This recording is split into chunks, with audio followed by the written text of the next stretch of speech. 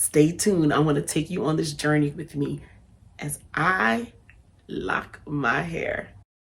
Living life with 3 kids in the picture. Got Jerry Jordan and Jackson, a heck of a mixture. The words of my life that God sent. Building armies of leaders, no for not taking nonsense. But it's a safe haven where we take raw topics and flesh them out. Life is a journey, the Lord just got us on different routes. Spreading some wisdom, millennials may be missing out on some Adam Hayes. Tell the people what we're talking about.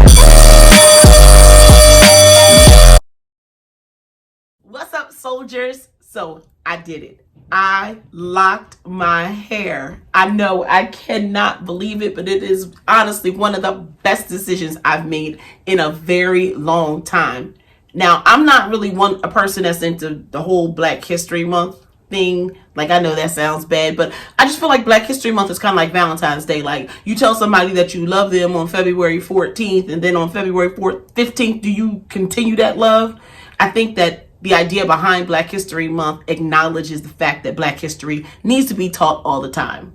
And so it's just ironic that I started this journey during the month of February, but I thought we could take this as an opportunity to kind of look at the history of Black hair, because hair in the Black community is major, and it's not something that just started. It is something that has been around since the beginning of time. And so as I go on my journey, I'm starting to learn a whole lot more about the whole idea behind this thing that comes out of my head, my hair, and the significance it plays in my culture. And when looking into the whole idea of locks, now I'll admit, I have learned a lot about locks after I did it, but looking into the whole idea behind locks and realizing that this dates back to the Egyptian time, where there were so many mummies that were found that actually had dreadlocks, that had locks in their hair, that there are so many artifacts that they found that show pictures with people in these long flowing dreadlocks.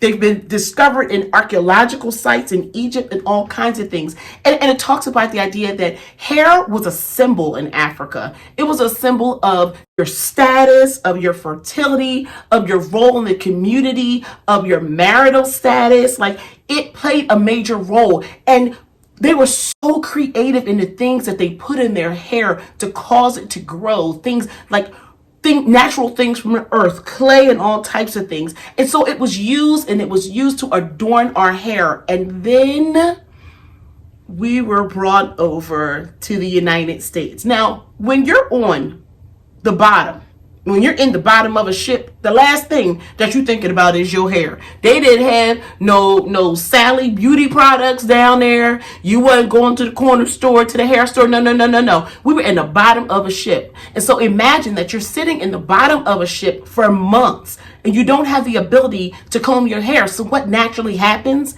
It starts to mat up. And by the time that they got to the United States, the slave masters made a decision that they didn't look very well kept. And also, they were looking for any way possible to try and detach the slaves from what it is that they were used to Black in Africa. See, in Africa, again, your hair stood for something. And it takes a long time. I mean, if you ever got individuals, or you got some micros, you sitting in the shop for about 4.5 hours. Well, what happens during those hours? You get to socialize with the other people that are in the shop. And it's just something about the beauty shop and the culture and just the coming together. And that was one thing that we were losing out on when we came to the States. It wasn't like they were given the products that they had back in Africa to be able to manage their hair. But you know how Black people do. Black people are going to make it work.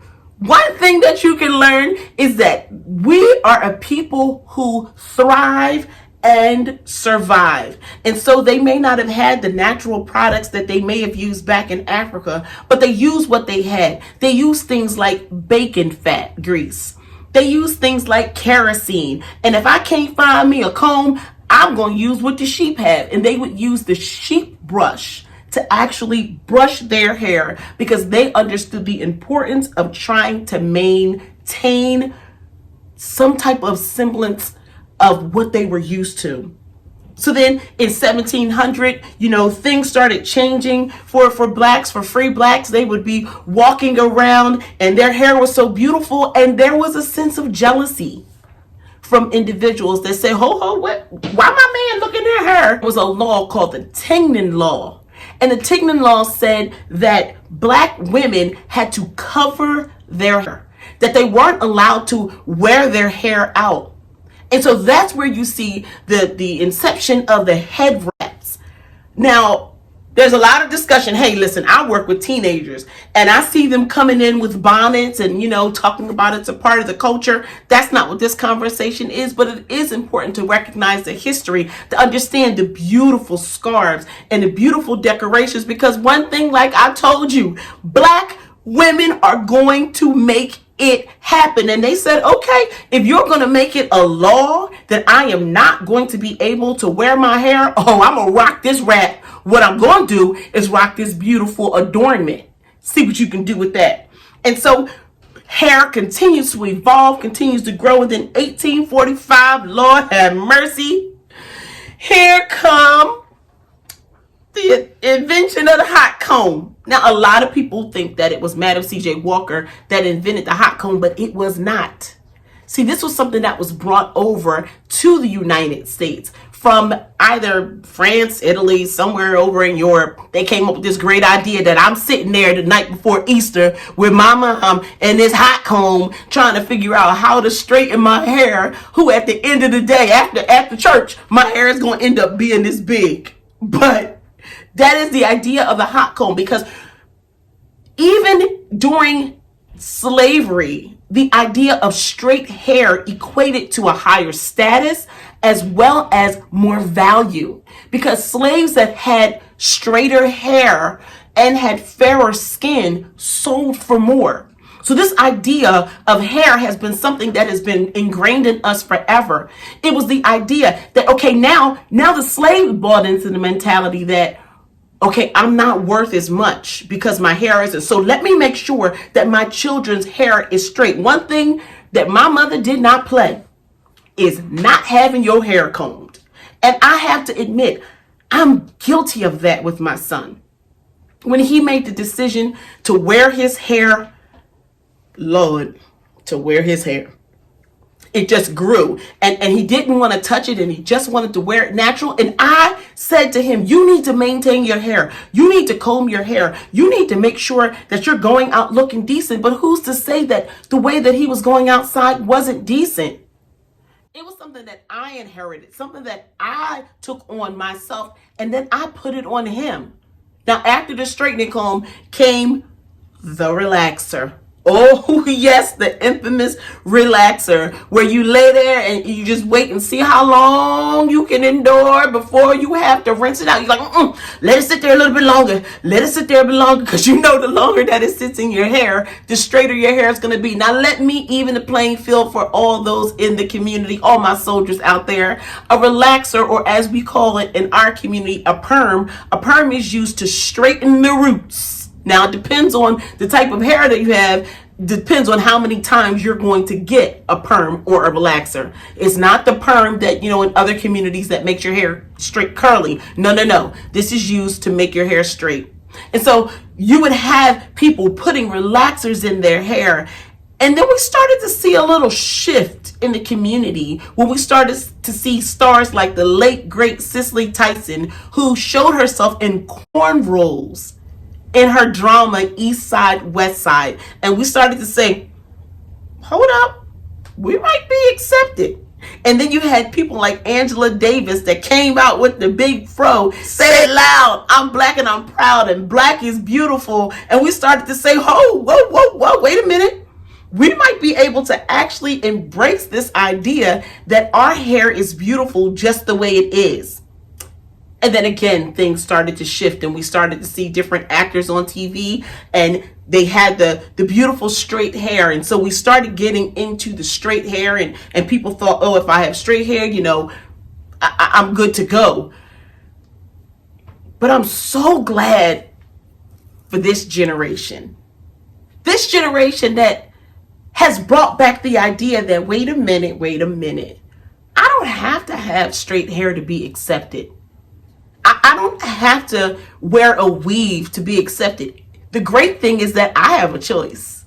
Like, I have the choice to do either. I can choose to wear my hair straight, or I can choose to wear my hair curly. I can choose to put a weave in. I can choose to put braids in. If I want to take it back and put some finger waves up in here, I can do that. If I want a jerry curl. The young people of today have said, wait a minute, let's take it back. Let's take it back to the way it used to be, where we didn't have to put all these products in our hair to be accepted. I get so excited when I look at the young people that are in the schools today, and I think there's no way I would have been able to wear that to my school. There's no way that I would have been able to wear my hair natural in my school and felt like that I fit in. And so the decision to be able to lock my hair, I have to really pay respect to the young people who made it even possible for me. And I feel it's my responsibility to represent in those communities that I am able to go into, those platforms that I'm able to be on, where there's other young people that may have the mindset that I had when I was young, that I have to straighten my hair in order to be accepted. I have to wear my hair a certain way. No. However you decide to wear your hair, that's your business. I honestly feel that the phase that my hair is in with this whole Loc journey really, really reflects my life. That I'm in a phase where, you know what? I'm tired of trying to be in control of everything. I'm tired of trying to figure it all out. I'm just going to really, honestly, not in a cliche way, but really let go and let God, let God show me what I'm doing. Let God guide me. That's what I choose for my life. Whatever it is that is the guiding force in your life, let it be what it's going to be. That's what these locks symbolize for me. I can't choose the journey. I don't know when they're going to get to the Ava DuVernay status, which is my gold status for my hair. But what I do know is that I'm going to enjoy the process. And so during this process, I am so super excited to be able to do this process with my son. So I'm going to give you a little treat. I'm going to let you meet my Loc journey partner.